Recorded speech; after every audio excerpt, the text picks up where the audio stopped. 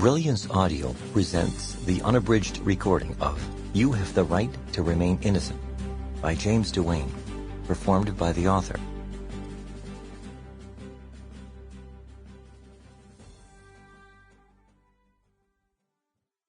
Dedicated with love to my sons, Daniel and Solomon.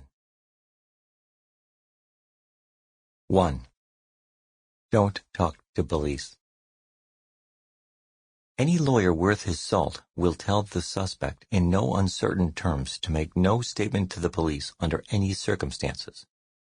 Former United States Attorney General and Supreme Court Justice Robert Jackson, Watts v. Indiana, 338 U.S. 4959, 1949, concurring opinion. In the past 5 years, I have spoken dozens of times to thousands of individuals around the United States about the right to remain silent. Most of my audience members have been students in college or law school.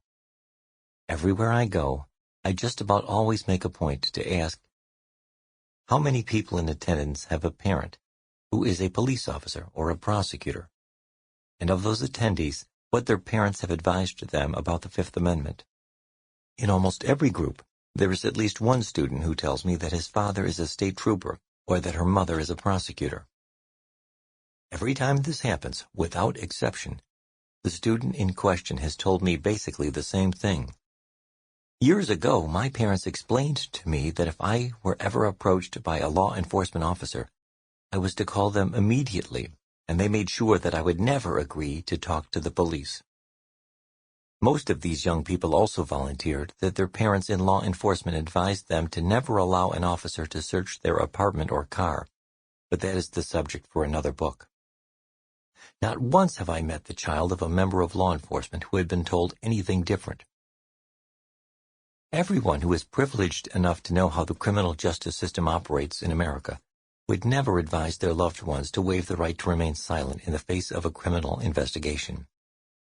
We routinely see people in power, such as police officers and government officials, pleading the Fifth, like Lois Lerner, the former director of the Internal Revenue Service's Exempt Organizations Unit, who asserted her Fifth Amendment privilege and refused to answer any questions when she was summoned before a congressional committee in 2013.